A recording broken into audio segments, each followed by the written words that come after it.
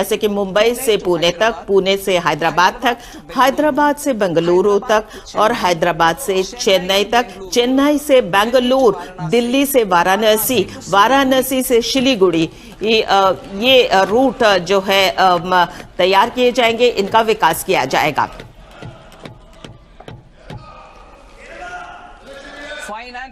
और वित्तीय क्षेत्र पर हम आते हैं। भारतीय बैंकिंग क्षेत्र में बहुत अच्छा तुलन पत्र है, जैसे कि आप लोग जानते हैं। हमारा लाभ भी बहुत अच्छा है, गुणवत्ता उत्तम है और इसमें 98% जो गांव हैं उसको हमने कवर किया है। इस समय हमारी स्थिति बहुत अच्छे हैं और इसे हम जारी करेंगे और सुधार पर आधारित विकास के रास्ते पर हम चलेंगे। मेरा ये प्रस्ताव है कि उच्च समिति हम बनाएंगे विकसित कमेटी के लिए। ये जो उच्च स्तर की सीमित होगी, जो समिति होंगी, ये इस क्षेत्र का समीक्षा करेंगे और भारत के विकास के अगले स्तर तक इसको जोड़ेंगी। He gave a statement outside Parliament and his message was clear. India's reforms drive will continue.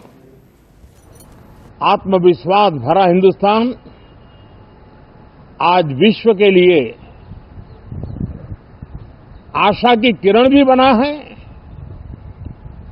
आकर्षण का केंद्र भी बना है। ये free trade for ambitious Bharat है। ये free trade for aspirational youth है। ये फ्री ट्रेड फॉर आत्मनिर्भर भारत है। और मुझे पक्का विश्वास है, खास करके जो भारत के मैन्युफैक्चरर्स हैं, वे इस अवसर को अपनी क्षमताएं बढ़ाने के लिए करेंगे। The Prime Minister also spoke about the trade deal with the EU. He said India is moving forward from an age of long-term problems to an era of long-term solutions. नमस्कार, अस्सलाम वालेकुम, सत श्री अकाल, जय झूलेलाल। मैं हूं जी प्रेम मटलानी और आप देख रहे हैं हालात हाजरा का प्रोग्राम। हकीकत ये है, इब्तिदा में आपसे दरखास्त है चैनल जरूर सब्सक्राइब करें। दोस्तों, आज भारत का आइंदा आने वाले माली साल के लिए यानी 26-27 के लिए बजट पेश किया गया। भारत की वजीर खजाना मोहतरमा निर्मला सीतारमण ने ये बजट पेश किया। 11 बजे शुरू हुआ। इससे पहले हुकूमत ये साफ कर चुकी थी, जैसा कि इकोनॉमिक सर्वे आया था, कि भारत अब रिफॉर्म्स पर यानी इस्लाहात पर बहुत ज्यादा जोर दे रहा है। ये तो आपको सबको इल्म है कि इस वक्त पूरी दुनिया में प्रोटेक्शनिज्म बढ़ता जा रहा है। खास तौर पर ट्रंप की जो पॉलिसीज है, इसकी वजह से सबको सोचना पड़ता है। अब हम उसको तो बदल नहीं सकते, कम से कम अपने यहाँ नए इस्लाहात लाकर हमारी मईशत है उसको आगे की तेज रफ्तार दौड़ में आगे बढ़ा सकते हैं। खैर, मैं पहले भी जब भी मैंने बजट का प्रोग्राम पेश किया है, बताया है कि ये सरकार का सबसे ज्यादा जोर होता है इंफ्रास्ट्रक्चर पर खर्च करना। और ये 7 लाख करोड़ से शुरू हुआ था, पिछले साल 11 लाख करोड़ तक पहुंचा था। इस साल के लिए यानी मतलब आइंदा साल के जो बजट है, इसमें 12.2 यानी 12,20,000 करोड़ रुपया इंफ्रास्ट्रक्चर पर खर्चा किया जाएगा। अब जाहिर है, इंफ्रास्ट्रक्चर तो हर कोई समझ सकता है, नए रोड्स, नई फ्लाईओवर्स, नए वाटरवेज, नए एयरपोर्ट और इस किस्म की जो भी चीजें हैं जिससे मूवमेंट में इजाफा हो, लॉजिस्टिक्स का भला हो। अच्छा, ये इसके अलावा अभी देखिए STT सिक्योरिटीज ट्रांजैक्शन टैक्स 0.2% थी।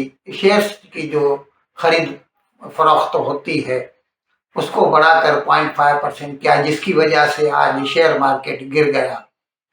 लेकिन ये अलग बात है, इससे आपके हमारे जो है सेहत पे, मतलब माली सेहत पे ज़्यादा असर नहीं पड़ेगा। बाकी शेयर मार्केट को उम्मीद था कि कुछ शायद कैपिटल गेन टैक्स में हमें फ़ायदा पहुंचाया जाए, तो वो भी उम्मीदें पूरी नहीं हुई।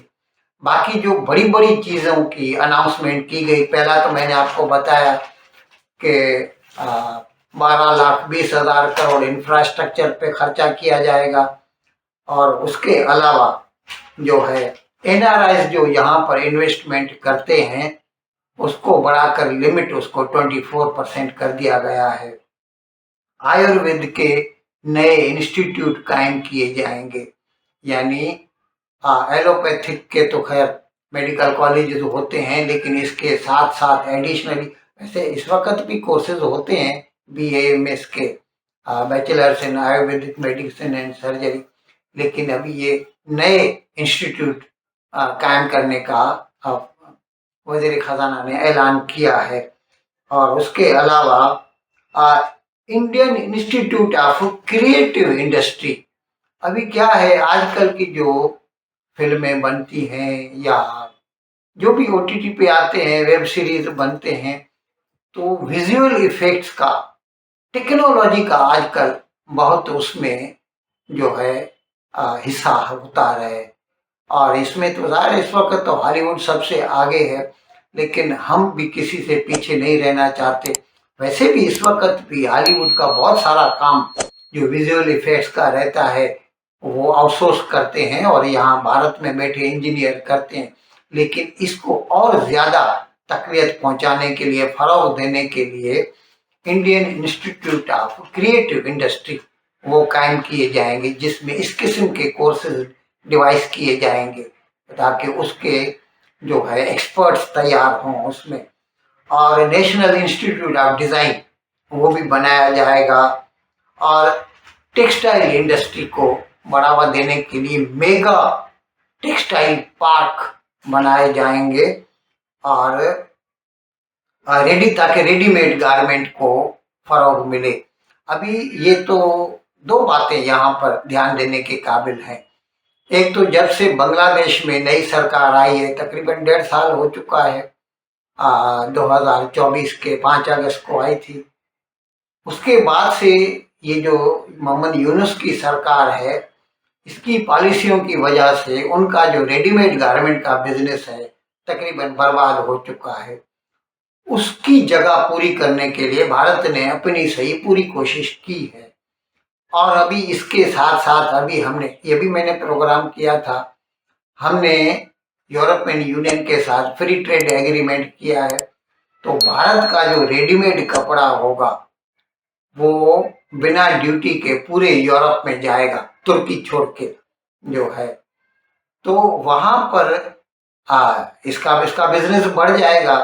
तो उसको और फ़रोग़ देने के लिए और बढ़ावा देने के लिए मेगा टेक्सटाइल पार्क बनाए जाएंगे, यानी टेक्सटाइल इंडस्ट्री के नए जो गढ़ बनाए जाएंगे, उनको स्पेसिफिक जो है इंसेंटिव दिए जाएंगे वहाँ पर अपने रेडीमेड कारखाने लगाने के लिए।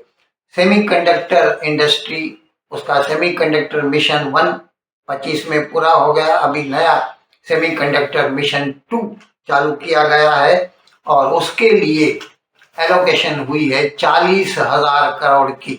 40,000 करोड़ की लागत से जो है सेमीकंडक्टर इंडस्ट्री को फ़रोग़ दिया जाएगा।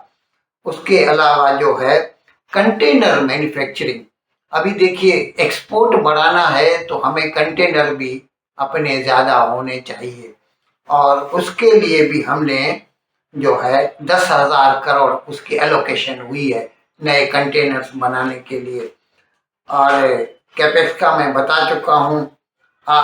हाई स्पीड कॉरिडोर्स, अभी एक हाई स्पीड कॉरिडोर तो अहमदाबाद, बॉम्बे, मुंबई वो बन रहा है, मतलब बुलेट ट्रेन जिसे आम भाषा में कहा जाता है, टेक्निकल भाषा में उसे हाई स्पीड कॉरिडोर बोलते हैं, ऐसे 7 और कॉरिडोर बनाए जाएंगे जो है। अब जाहिर है वक्त लगेगा, लेकिन एक बार हमने नियत कर ली, उसके ऊपर काम शुरू किया, तो इंशाअल्लाह वक्त गुजरने के साथ वो भी तकमील को पहुंच जाएंगे।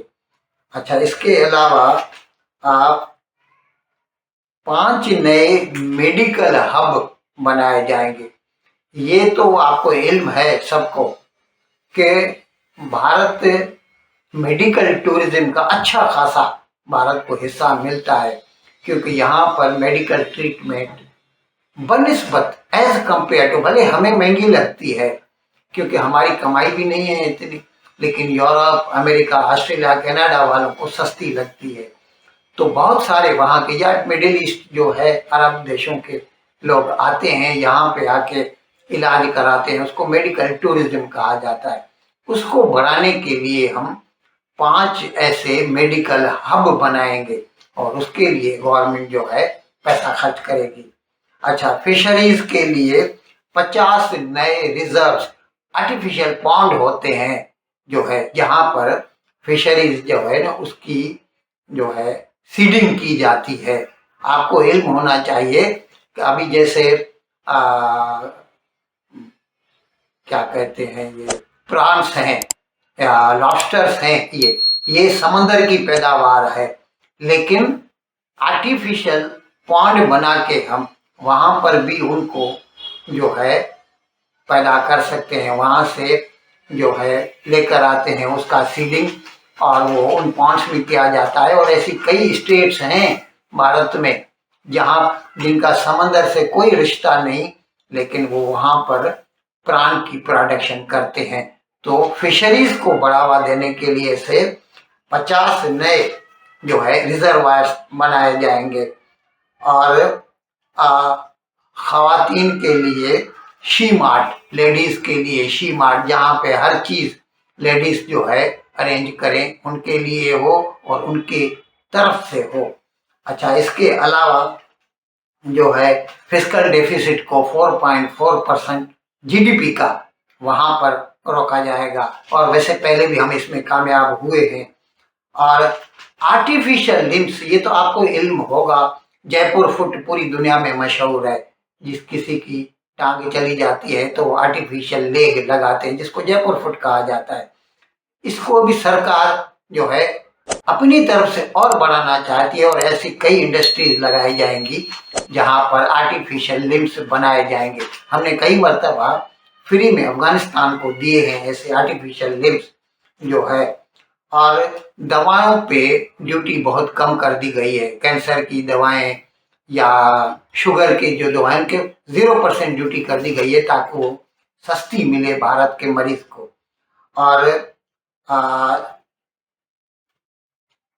सिविल एविएशन के लिए जो भी सिविल, देखिए एयरक्राफ्ट जो है बनाने के, अभी हमने बताया था प्रोग्राम में, नए कारखाने लगाते हैं हम भारत में, सिविलियन एयरक्राफ्ट बनाएंगे, यानी जैसे एम्ब्रेयर का या फिर एसजे का रूस के साथ मिलकर बना रहे हैं।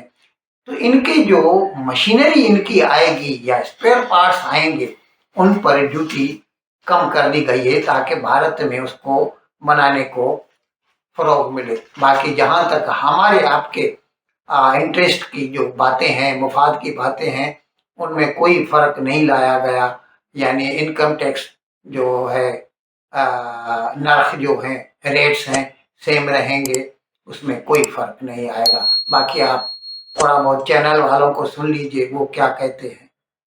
मेकिंग ढांचा लेकर आऊं जिसमें जो है निधियां बहुत आराम से मिले, कॉर्पोरेट बॉन्ड में अच्छा काम हो। मैं चाहती हूं कि रिटर्न स्वैप्स कॉर्पोरेट बॉन्ड्स पर मिले, और हमारे नगर पालिका बॉन्ड्स और म्यूनिसिपल बॉन्ड्स को प्रोत्साहित करने के लिए जो उच्च मूल्य के हो, इसके लिए मैं 100 करोड़ रुपए का प्रोत्साहन देना चाहती हूं। एक बॉन्ड इशुएंस के लिए 100 करोड़ रुपए एक बॉन्ड इशू करने पर, और 1000 करोड़ ये मिलेगा। और ये जो योजना है जो अमृत के नाम से जाना जाएगा, India is a bright spot for the world, and the numbers back this claim. The government released the economic survey today. This is an annual exercise. Think of this economic survey as a health report for the economy. It shows where the country stands and where it is headed. And the headline number looks strong. India's GDP is projected to grow between 6.8 and 7.2%. This is for the next financial year, 6.8 to 7.2. So despite a fragile global economy and a slowdown in trade, India's growth momentum is expected to remain intact. The report also commented on the global economy, and it sounded a clear warning. It said there is a 10 to 20% chance of a financial crisis in 2026. A 10 to 20% chance of a financial crisis this year, a global financial crisis that could be worse than the crash of 2008. इन अल्फाज के साथ आज का programme खत्म करने की आपसे इजाजत चाहता हूं, लेकिन विदाई लेने से पहले एक मरतबा फिर आपसे मेरी दरखास्त है कि जिस किसी साहब या साहिबा ने अब तक हमारे इस चैनल को सब्सक्राइब नहीं किया, अज़राए करम इसको जल्द से जल्द सब्सक्राइब करें, प्रोग्राम को लाइक करें, शेयर करें और घंटी का बटन दबाना न भूलें। बहुत बहुत शुक्रिया। खुदा हाफिज।